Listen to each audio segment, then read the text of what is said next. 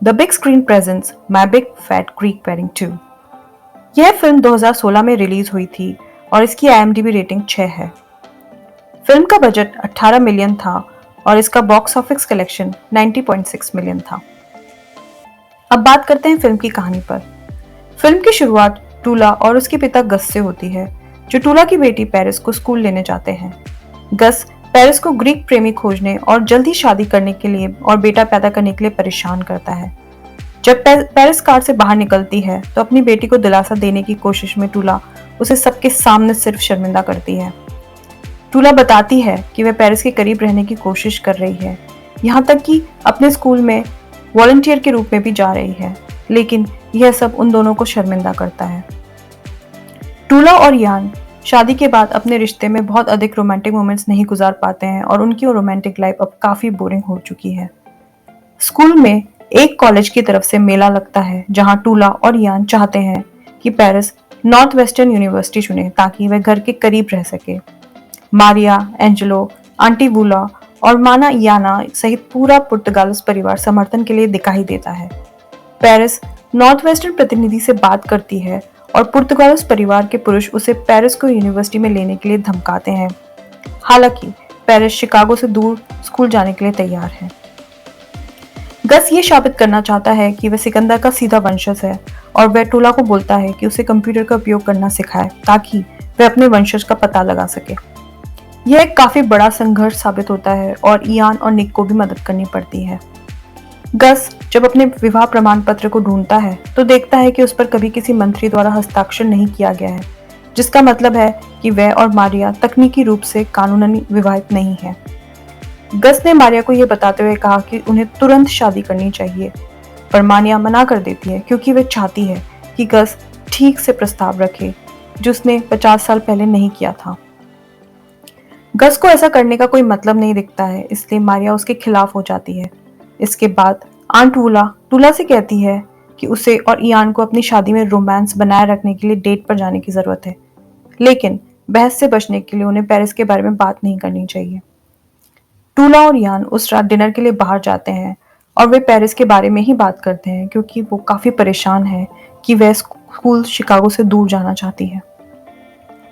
जब वे घर जाते हैं तब वे कार में पुरानी यादों को ताजा करते हुए रोमांटिक होने ही वाले होते हैं कि मारिया, वूला और निक्की उन्हें पकड़ लेते हैं। उनके जाने के बाद वे अपना रोमांस जारी रखते हैं। चर्च के बाहर पूरा परिवार जॉर्ज और उनकी पत्नी एना नामक एक प्रसिद्ध टीवी व्यक्तित्व से मिलता है। जॉर्ज को ग्रीक जानते हुए गस उससे और एना को अपने रेस्टोरेंट में आमंत्रित करता है और अपने बेटे को लाने के लिए बोलता है ताकि वे पेरिस से मिल सके। जब वे रेस्टोरेंट में पहुंचते हैं तो परिवार यह देखकर दंग रह जाता है कि जॉर्ज और एना का बेटा सिर्फ 7 साल का है। एक शाम मरिया टूला को घर बुलाती है जब गस बाथटब में फंस जाता है क्योंकि उसका हिप लॉक हो चुका होता है। टूला, इयान, निक और एंजेलो मदद के लिए दौड़ पड़ते हैं, लेकिन वे ऐसा करने से डरते हैं क्योंकि गस ने कुछ पहना नहीं होता है। वे उसे पलटने ही वाले होते हैं, लेकिन कुछ ना कर पाने के कारण उन्हें आखिरकार एम्बुलेंस बुलाने का सहारा लेना पड़ता है।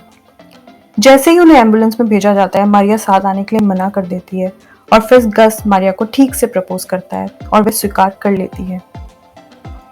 पुर्तगालिस महिलाएं मारिया को उसकी शादी की योजना बनाने में मदद करती हैं, लेकिन उनकी मांगे इतनी ज्यादा होती हैं कि उनकी वेडिंग प्लानर उन्हें छोड़ देती है। इस बीच पेरिस को नॉर्थ वेस्टर्न और NYU दोनों से एडमिशन लेटर मिल जाता है। वे अपने माता पिता से कहती है कि सिर्फ उन्हें खुश करने के लिए वे नॉर्थ वेस्टर्न जाना चाहती है, भले ही वैसा नहीं चाहती है। टूला को सब कुछ ठीक करने का काम सौंपा जाता है। वह परिवार को एक साथ इकट्ठा करती है ताकि मारिया की शादी जैसे वो चाहती है वैसे ही हो सके। स्कूल में पेरिस अपने क्रश बेनेट को देख रही होती है और बेनेट उसकी क्रश को उसके साथ प्रॉम में जाने के लिए पूछता है, लेकिन उस लड़की का नया प्रेमी भी उससे पूछ लेता है और वो बेनेट को मना कर देती है। पेरिस बेनेट को बचाती है और उसे खुद के साथ प्रॉम में जाने के लिए कहती है।